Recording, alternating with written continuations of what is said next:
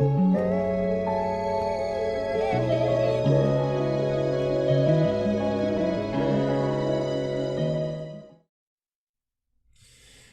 back, everybody, and this is another explosive episode at the Transition Podcast. Man to God, I'm your host, Rashad McCants, and I'd like to, again, y'all know me so well thus far, I'm offering another special guest to really blaze your ears today. Good personal friend of mine. As y'all know, I got a lot of good personal friends that do a lot of good special stuff. So this particular friend has been a mentor of mine for almost 10 plus years now. And this is someone who's given me the jewels to keep pushing forward, to do something that I'm doing now, which is transitioning my life from an athlete into a philosopher, into someone who can teach and learn and give people their flowers while they're still here. I would like to welcome Mr. Jerell Hill, Dr. Jerell Hill, to the podcast. Welcome, brother. How are you doing today? Good, good. Thank you for having me. A little bit about me. I'm the dean at Pacific Oaks. Thank you for that warm introduction. I've been an educator for about 22 years now, working with kids in urban communities, as well as being a consultant with various projects, nonprofits, corporations, schools, startup companies, and entrepreneurs. So I've had a really interesting journey. I'm a product of good mentorship, so I hope that I'm able to mentor other people into this work as well. So again, thank you for having me. Absolutely, absolutely. Man, Jerell is definitely a humble human being. He's touched a lot of different facets of life. He has a lot of information, knowledge that he has accumulated over the years to give back. So today's topic of discussion is going to be a lot on education, but more so the mentality of the society and how everyone is pushing towards this equality, this diversity, this drastic change that we've seen in America over the last 75, 80 years to a progressive point where we can have digestible conversations about change, about growth, about advancement. And you are particularly an expert in those areas. Talk about Pacific Oaks, being the dean at not even a university but a college that Mhm. can essentially do your work for you as far as giving back to the kids, giving the information, and also being in charge of the direction. Talk about your pathway to this particular situation for you, this career path. How did it come about, and what do you look to gain from it? I think this career path actually found me. I really didn't ever think I would ever do this work. I got loved into this life from several educators who impacted me, white, black, and all different backgrounds and all different walks of life.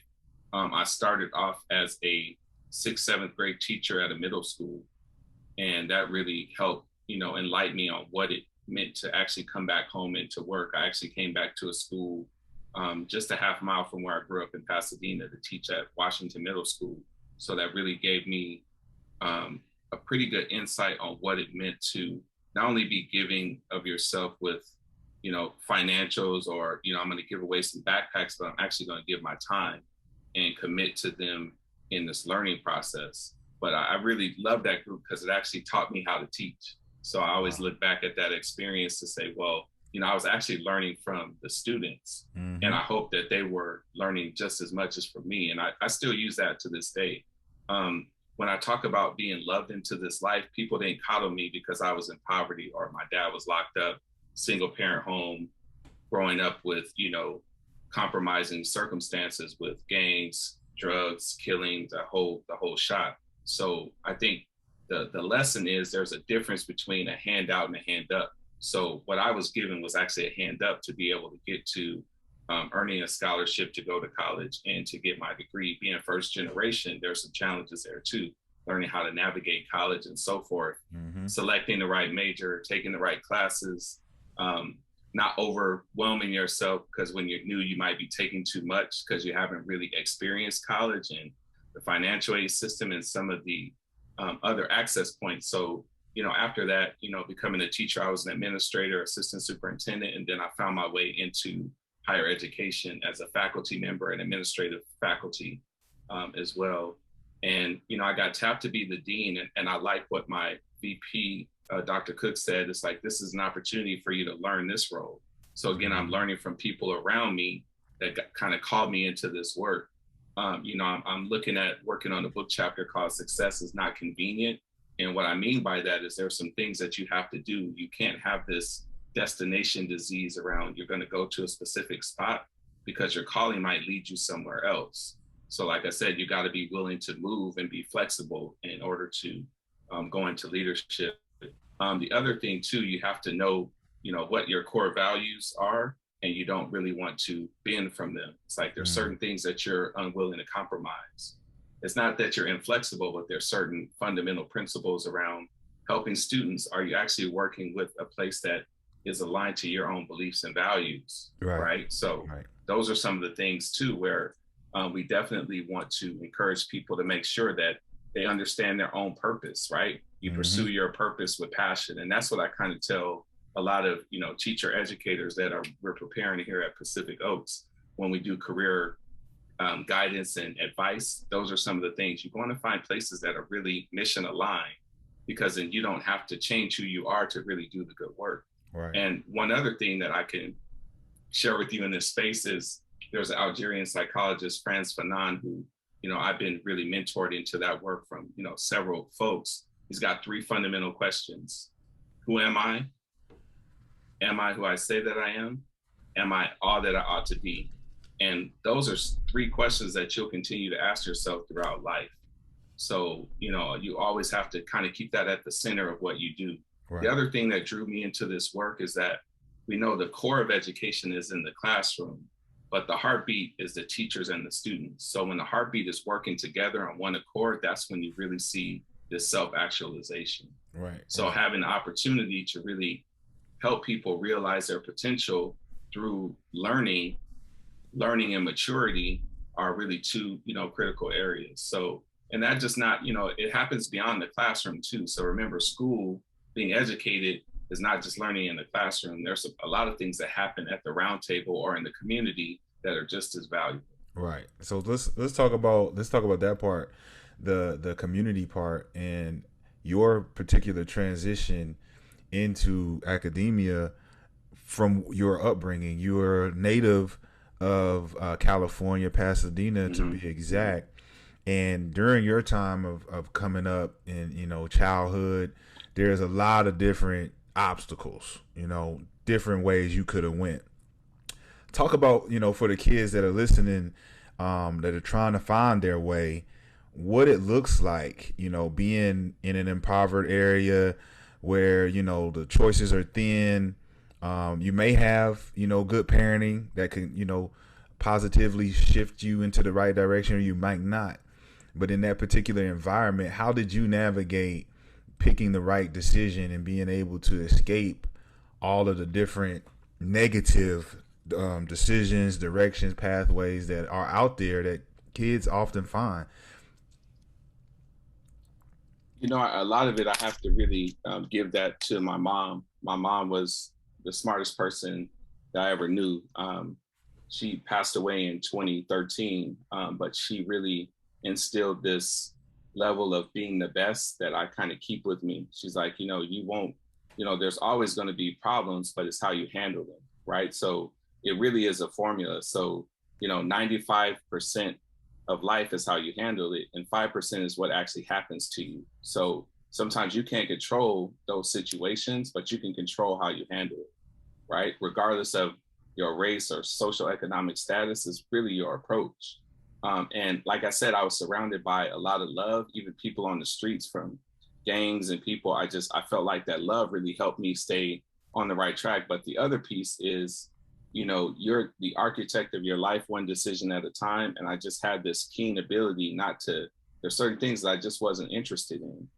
I just didn't feel the need to feel that I had to be involved in it to prove a certain worth, right? It's one of the Do you feel like the involvement and the interest plays a part in the action behind it? Like, if you're interested in think so. gangbanging I think the because of the involvement, the music. interest has it, but that is, misbehavior is a result of you not knowing who you are. So when you don't know who you are, you're going to make bad decisions.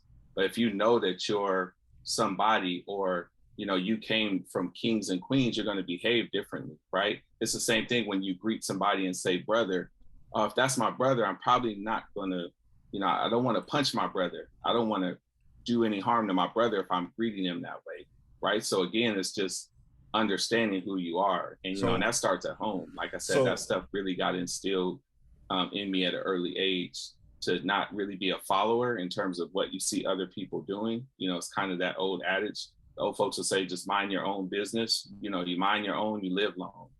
So you kind of keep those things with you as you navigate the space and try to really find your own identity, right? so The biggest problem is an identity crisis, because that looks appealing to people until it's really up in your face, right? Until it really hits you, you don't really know what the consequences are. okay, so you know, let's just say that in hindsight that these particular kids in these environments may not have that influence, that positive mentorship, that is kind of stuck in a situation where they're trying to find that positive outlook that is not necessarily assumed to be um gotten. You just some of the things that you're saying is like, okay, if you know who you are, you can go do these things. But how are these kids supposed? What kind of advice do you give these kids that are trying to find who they are so that they can make these decisions, not to go into the streets, not to do X, Y, and Z? So a lot of kids are behind the ball just simply because they don't have that mentorship. They don't have people giving them advice on what to do, how to do it. And a lot of these kids are suffering badly because they fall into the other side. They don't take that pathway that you took. They take the pathway of destruction. Like, what kind of advice is it to navigate that side where it's like, okay, I understand you didn't have the same upbringing that I had, but there's still a bright side and a solution to that. What do you think that is? That's a good question. I think the advice, one, is that really is the power of community, right? You have to, I think, with kids, we have to put them in a situation where they understand, in the community those people are there, right? But you have to seek them out, right? I think the other piece too is being a good listener, right? You have to have effective listening, and listening is leadership. It's like, I could have easily heard some other stuff. What are you actually listening to? Are you listening to 90% of the things you are following are destructive, whether it be some of the music that comes in your ears or the shows that you watch, right? There's something that happens when you see people watch TV. They know that they shouldn't hurt people, but people feel like they take pleasure in watching other people get beat down, right? And I think that's a society issue. So in order to really influence kids in a positive way, it's really having them understand who to listen to, Mm. and the elders are there. But if you didn't pay attention to them, then you probably missed some valuable lessons that, were instilled in people. Because there is a disconnect to where I hear people that try to help. Oh, the young folks don't want to listen to me, is what I hear. Some of the advocates that do this persistent activism work, they're trying to help people understand why they're protesting. There are some people that won't even listen to them. Right. Well, that is the key part. When you're learning, you got to be a good listener, right? And then also, listening is just the first part. Now, how do you produce the application? And I have to give you scenarios where you can at least practice those things that you heard. Okay, here's a scenario. Your friends know that you got school in the morning. Is it wise for you to be on Instagram till midnight? That's something you can control. You don't Mm. have to pick the phone up. You don't have to get on there, but you're making that decision. It's not saying that you're a free moral agent. You can make that decision, but there's consequences to it. Right. Right. So So what do I you think think? those are some huge things that that stuff was well intentioned, but we didn't understand some of these unintended consequences of those social media platforms. Right, right, right, right, and that makes sense. I mean, that makes perfect sense. So as an educator, and someone who's out here teaching, you know, talk about a little bit what some of the shortcomings, pitfalls that may be attacking the education system, the school system, the classroom when it comes to teaching these kids in this particular climate in 2021, especially after the pandemic. You have a lot of different numbers. You've done a lot of different research. Talk about what that looks like before we get into the CRT and all the other stuff. What that looks like as far as, you know, how we're going to navigate in the future and particularly where we are now. I think really what it looks like, there seems to be two groups that are emerging. There's people who really believe in remediation, which is to go reteach people because they feel like something's being lost. And when you're in poverty or you feel like you've been at a deficit, you're always looking at trying to recover things that you didn't acquire. And the second school of thought is accelerated learning, right? So at some point, you have to come to a fundamental understanding that I can't expect kids to catch up if I slow them down. Mm-hmm. So if I'm expecting them to catch up, so I'm going to go teach them the same things that I felt like they lost, that really isn't going to help move the needle in the way that we need to, especially when we look at making sure kids are college and career ready or labor ready. We want to make sure that there's some intentionality around what they're learning. Hey, instead of me doing this remediation, let me teach you a class in financial literacy. Yes. Let me teach you a class in, the basic economic principles of why, certain societies are collapsing. Why do businesses close, right? There's so many things you can do. I really like Chris Inman's work around the reality pedagogy. The more you can incorporate real things into the classroom, that's when you really start to see the connection between community, school, and the families. It's like, what are the current realities? Have we gotten away from that? Have we gotten away from that? And when you talk about traditional American values, or what you just spoke of, have we gotten away from that progression in the school system? I don't think we've gotten away from it, but I think, and I have to correct myself, Chris Emden, so I have to correct myself with that. I don't think we've gotten away from it, but what I do think that, I think that there is some silence around it because it makes people uncomfortable when you have to change things that you've always done, but you have to be comfortable being uncomfortable. And that's kind of our mantra, in my space. That's what we want. We want to be okay being uncomfortable in order to, whenever there is a conflict, that means there's truth on both sides. And in order to resolve it, we have to engage in a dialogue. Yep. So that's where we're at. It's like, well, in fact, why are these things happening to Black people more often than their counterparts? Why are they being killed at a more rapid rate than anyone else by the police? That's that's factual evidence, right? That's not emotional. That's a lot of reality for people. And that we can't stand silent about that. We do have to address it. Right. And teachers didn't create the racism, but they do have to address it in their space. And we have a lot of challenges with that, getting people prepared to do that. Well, and not offending people, because a lot of it is like, I don't want people to be offended around some of the discussion. Well, we're talking about education and logic, and emotion doesn't play a part in that when it talks about the physiological aspect of the human being. So when we're talking about decisions that need to be made for the future and the evolution of humanity, emotional outreach is going to be tough. It's going to be pushback because not everyone feels the same, because fact doesn't have feelings. Fact is fact, and it doesn't change. And when you talk about the educational prowess of everyone in the space and understanding what has happened in the past has happened, and the only thing that we can do now is live in the now. The future does not come before the now. So for us to understand where the education lies for every young person coming in, to this society is to know where they are, to be aware of their place, their position, their class, their ethnicity, all of these different things that are not being shared with this. I would call them the class of 2021. Mm. Everything is up in the air. Find it out for yourself. And there's so much misinformation out there. One could take critical race theory and twist it around their neck and tie it in a bow tie and not know what it means at all, but wear it around because we foster a lot of our opinions into the conversational piece. And like you were just saying, if we bring in an opinion without any factual content behind it or any experience behind it, we're just having empty dialogue for the sake of ego. And so what you bring to the forefront is research, expertise, experience.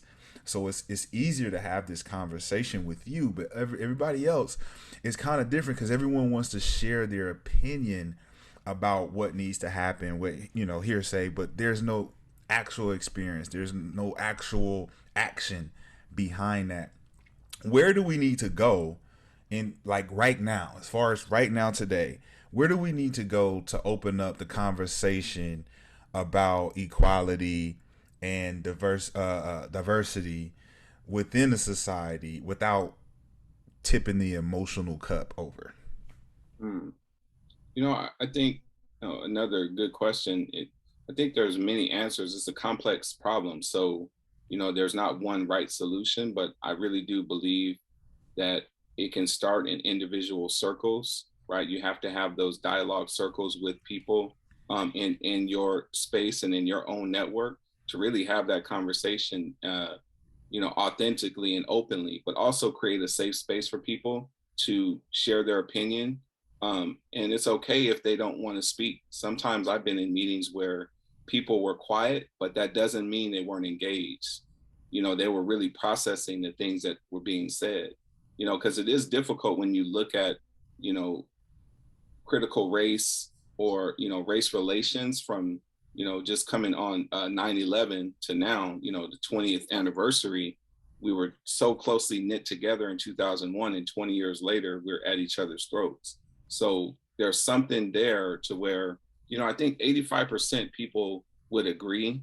There are some outliers that have to be resolved, right? Like, I mean, people talk reparations, right? People don't want revenge. That's what they want. They want reparations. They Right. want Right. reconciliation, right?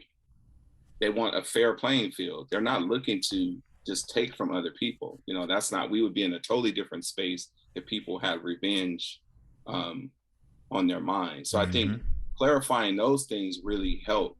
And it starts off in your own circles. If you're at work, I think, celebrating diversity is everyone's responsibility, and being critically reflective of your own identity, but also your own belief system. Like, I could have probably did that better. So you have to be in what's considered critical self-reflection.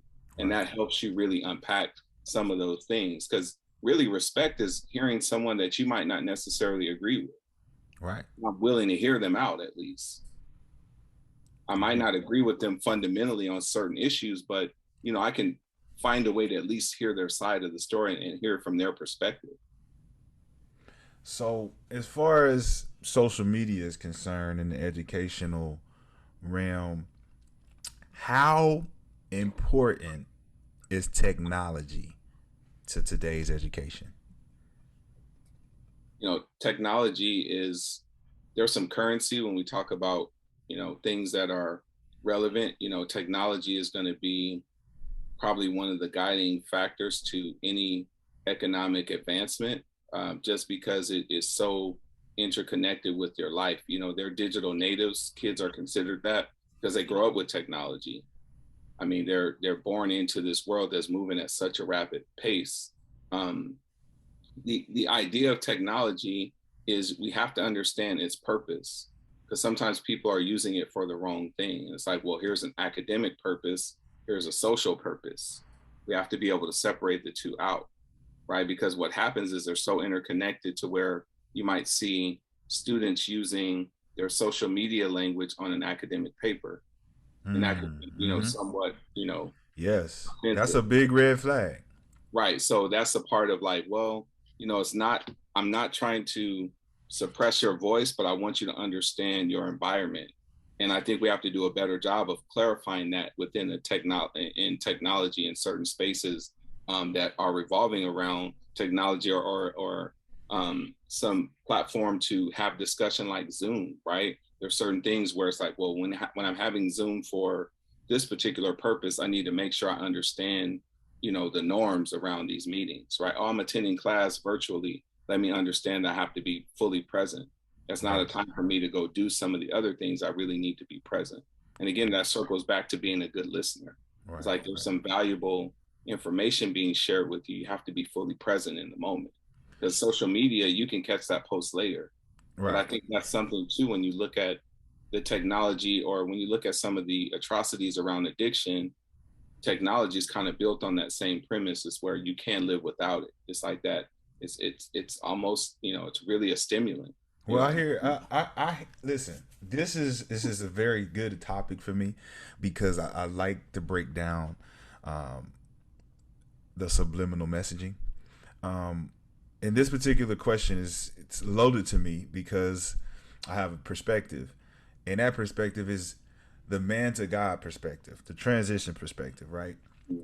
So bear with me. So man to God, man is without technology. Man is organic. Man is man.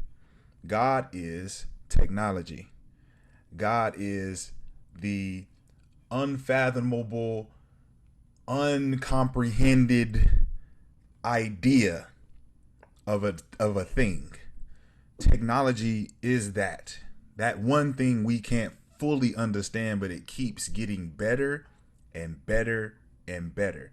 Now, man, in its original state, is humanity. But we haven't, as men, as man, gotten better. We haven't advanced because with technology, there's different intricacies that can make us better. But it's ultimately up to us as man to make ourselves better. But technology, what it does is it gives us information faster. It allows us to experience things quicker. It allows us to have access, right? And so, as a man, you can transcend, or first transform, and then transcend with technology. Technology can make us better human beings if we use the information the right way. And the last part of what you just said is if we can use technology the right way, we can ultimately become better people, have better access to things, so on and so forth. But we're not using the technology for our benefit, where we can actually advance as human beings. Right now, the technology is advancing at a faster rate than we are, which when you talk about from man to God, we have an access to understanding of what God is in the galactic sense of technology. What is technology? It's out of this world. Things that we can do and move and fly and hover and all these electricity, all of these things are advancements beyond man. And that's where my whole analogy from man to God, from what you just spoke on, um, some type of perspective that I have there is that if we can learn to use technology the right way, that help us all come together, it can help us all become more equal, can make us all become more diverse and inclusive. What do you think about that technology shift in that dynamic between man and what man can be if he can utilize technology the right way? you know, again, that's a great question with probably so many different dynamics that you can approach this from. But I think one thing, we have to stop popularizing disagreements because they create conflict. So when you talked about man, you mentioned humanity, and then from humanity there's humility, and that's a selfless approach to finding a way to put the needs of other people ahead of your own. Right? It's like we talk about the word misfortune, where people have they've missed fortunes in terms of money, but also missing a fortune or preventing misfortune from hitting other people. And technology could be that tool. I think that's the optimism around it. And there are some intentions that are placed in technology, but a lot of times when people don't have the truth, when they don't have truth, they're quick to debate and defend deception. And technology is Mm. deceptive, Can right? you say that again? Can you say that's jewelry again? You had a lot of jewelry. I ain't stopped you on, but this gonna be the first one. Please say that again. Oh man, if you don't have truth in your life, one is quick to debate and defend deception. And Wow. that is really what happens when technology will deceive you. Oh, that was, that was whenever you get whenever you think someone has a certain appearance, and that's like, man, that was just, they just did some CGI on there. That's Yeah, not just a really, filter or something. yeah, it's a filter. They're not, magnifying their beauty in a certain way, making you think you have to look to a certain standard. That goes back to, the late Dr. Joseph L. White, never, seek validation from the oppressor. When technology is oppressing you, then you have to find another Yes. platform, right? Yes. So that's a part of it. While I'm trying to meet up to these false expectations of what beauty or what success is, right? So that's something too that we really have to take a deeper look. That transition is difficult because it really takes a refinement of your character. So if you're Mm. talking about God and the Most High God, it affectionately known as the Elohim, you have to understand, like, there has to be a refinement of your character, or you won't be able to be in that presence, right? It's just like, in scripture they talk about um, Meshach, Shadrach, and Abednego, right? When they were thrown in the fiery furnace and the flames didn't burn them, because their character, they were spotless in front of the Almighty God, so they weren't burned. And that's the Mm. whole point of when you transition to where my character's being so refined to where the fire won't burn me, because God manifests himself as a fire, and sin Mm. is combustible. Sin will burn up, it'll burn you up, so you won't be ready. So that's a big part of the transition. So you see technology and society is burning, right? Wildfires, we're seeing some of that stuff, right? We're seeing the fires, we're seeing people at each other's throats. There's some burning that's happening because there's a refinement taking place. Wow. Wow. Wow. Wow. Wow. Wow. Wow. Wow. It's very explosive information that thus far. So let's jump into a little bit of the tail end of the podcast here. We talk about the three words that every guest, or most of the guests, get to explain. So I'm going to give you three words, one at a time. Um, when you hear it, first thing you think, tell me what you think and why. All right, and this is how we're gonna go. All right, first word, Jay, is gonna be transition. What are your thoughts and why?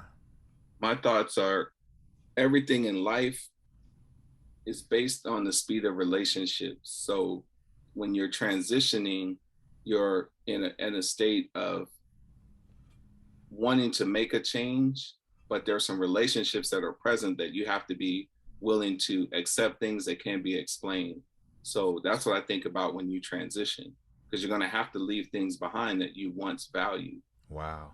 or some things you devalue, because when you're transitioning, you're going onto the next level. And sometimes it's like a transition from milk to meat, and there's some maturity there too when you talk Mm. about transitioning, where it's like, I'm not just, as a baby has, liquid food. At some point you have to be mature enough to chew on solid food. And like you said, when you're giving this platform for people to really express that transition, that really is it. Not only refine your character, but it's a maturity that comes, that has to be present when you want to transition, because you're Right. not going to be the old you. You're taking on a whole new persona. Wow. Oh my goodness. Hey, I know my people are listening out there. Y'all listening.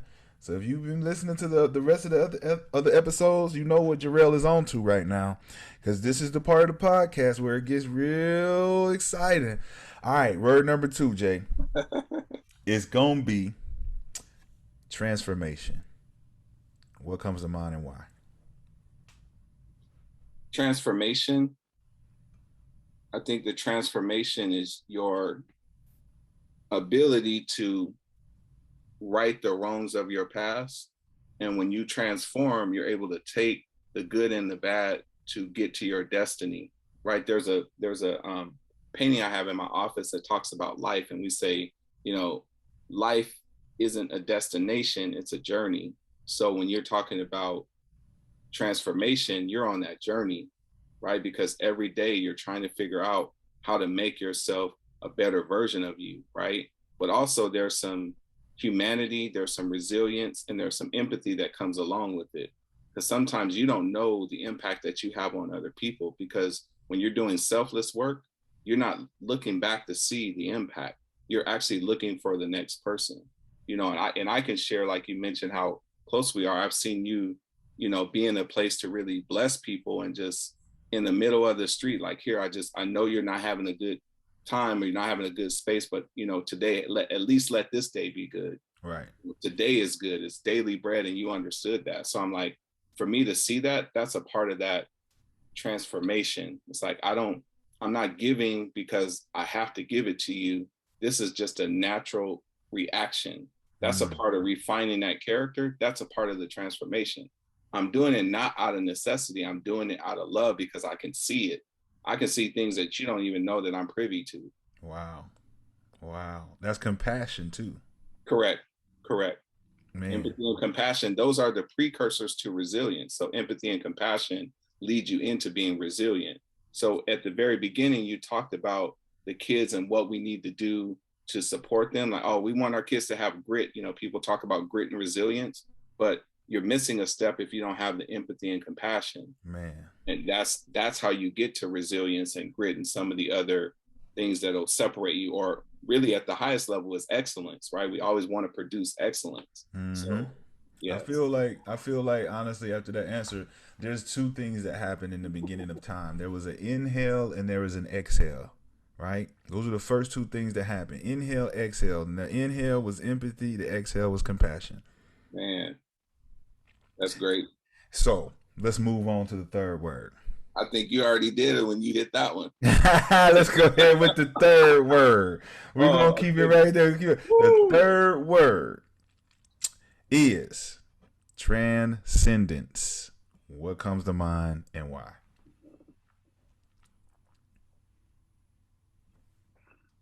When I think about to transcend, I think that again, they're all connected with the other two words. I think they're just building. When you transcend, that means you're collecting dots to connect dots. So by the time you've transcended, you've connected all the dots that you need to be this person that you were designed to be, right? Because really the true invitation is for you to find out why you were put on this earth.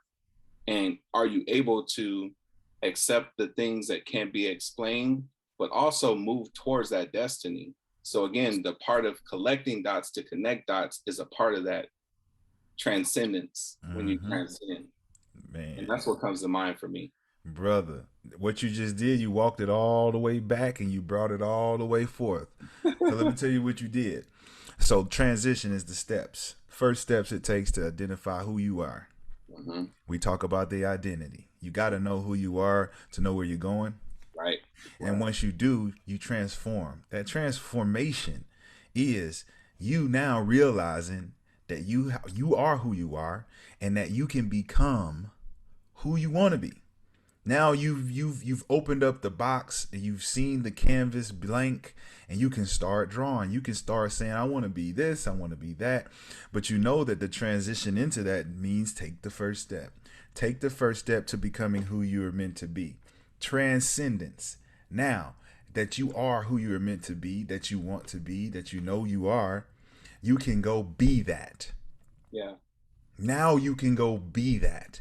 There's the shaping, there's the risk before the reward, which is take the step, become the new person, and now go be it. Go save the world. You now have trained to be a superhero. You went and shopped and bought the outfit. Now you got to put it on and go out there and save the day. That is transition, transformation, transcendence. And I want to let everyone know that Dr. Jerell Hill is one of the most brilliant human beings that I've ever come come in contact with. Like I said, we've been in contact for over 10 years, and it's been simply because I'm the nerd and he's the cool guy. And he has all the information that I want, and I'm going after it. So I stay in contact with this guy, picking his brain about every little thing that you can imagine. And I want to thank him for coming on this podcast today. I want to allow him some closing remarks. Jerell, anywhere that they can find your social media, anywhere they can reach out to you, ask you questions about the college you dean at, any kind of consulting work that you do, information, where can people find you? Yeah, I'm on Twitter. They can find me at Jerell lowercase Hill underscore Hill on Twitter, and that's probably the best way to reach me. And then also, if there's people in your network that want to get in contact with me, Rashad McCants is he's bigger than me, but he is my little brother, and he knows how to get a hold of me. When he calls, I do pick up, and publicly, I love this brother right here. He's just done so much, and I've seen him mature and grow in places where, I knew were possible, but he's accepted the challenge. So again, I'm on Twitter if you ever want to find me. I think it's important that like-minded individuals stay together, and it's not him just calling. I call too, and I just have to be intentional about checking in, because there's sometimes we'll text and it's like, man, I was just thinking that. It's like we're on this it's an energy there that really helps, and iron sharpens iron. And I think, you really embody that with, the ideas that come into creation. And I think that is a wonderful thing. But again, thank you for having me. Again, it's Jerell, Jere at Jerell underscore Hill, Hill on Twitter. What about your LinkedIn? You got LinkedIn as well? I'm not on LinkedIn as much, so I the Twitter feed is there, and then Yeah, also okay.